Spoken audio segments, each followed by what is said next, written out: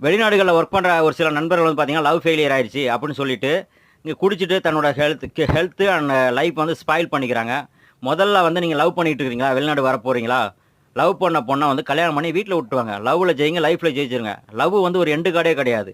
அதே மாரி வந்து பார்த்தீங்கன்னா, அத்தை பொண்ணா, மாமன் பொண்ணா, சொந்தக்கார பொண்ணா தான் சொல்லி வந்து நான் இல்ல உங்க பொண்ணுக்காக தான் லவ் பண்ணிட்டு இருக்கேன். உங்க பொண்ணுக்காக தான் சம்பாதிக்க வந்துருக்கிறேன் அப்படின்னு சொல்லி பேசி இருக்க வைக்கலாம். ஆனா மத்த பொண்ணுங்கள வந்து இருக்க வைக்க முடியாது. அப்படி வந்து அந்த பொண்ணு வந்து இன்ஃபார்ம் பண்ணுவாங்க, எங்க வீட்ல அலையன்ஸ் பார்க்குறாங்க அப்படின்னா, ஒண்ணும் வெளிநாட்டு வேலைய தூக்கி கடைச்சிட்டு, நீங்க போய் அந்த பொண்ண கரம் பிடிக்கிற வேலைய பாருங்க. அத விட்டுட்டு என்ன ஏமாத்திட்டு போயிருச்சு, வச்சுட்டு போய் சொல்லாதீங்க. உங்களுக்கு எப்படி நீங்க உங்க குடும்பத்த முன்னேற்றத்துக்கு பொருளாதாரத்த முன்னேற்றத்துக்காக வெளிநாடு வந்தீங்களோ, அதே மாரி அந்த பொண்ணுக்கும் வந்து பார்த்தீங்கன்னா ஒரு சூழ்நிலை இருக்கு. அந்த சூழ்நிலை அந்த பொண்ணு கல்யாணம் பண்ணா தான் அவங்க அக்கா, தங்கச்சி கட்டி குடுக்குற மாரி இருக்கும். அதனால அவங்க கட்டிட்டு போயிருக்கலாம். ஸோ அவங்க சூழ்நிலைய புரிஞ்சுக்கங்க. நம்ம ஊர்ல வந்து என்ன சொல்லுவாங்க, வயசுக்கு வந்த பொண்ண ரொம்ப நாள் வீட்ல வச்சுக்கூடாதுன்னு சொல்லுவாங்க. ஒரு ஆண்மகன் எப்படினாலும் வந்து வீட்ல ஆர்க்யூ பண்ணலாம். ஒரு பெண் வந்து ஆர்க்யூ பண்ண முடியாது. ஏன்னா அவங்க குடும்பத்த சார்ந்து வாழ்வாங்க. அதனால அவங்க கட்டிட்டு போயிட்டாங்களா, அவங்களையும் வாழ்த்திட்டு நீங்களும் நல்ல லைஃப்ப தேர்ந்தெடுத்து வாழுங்க.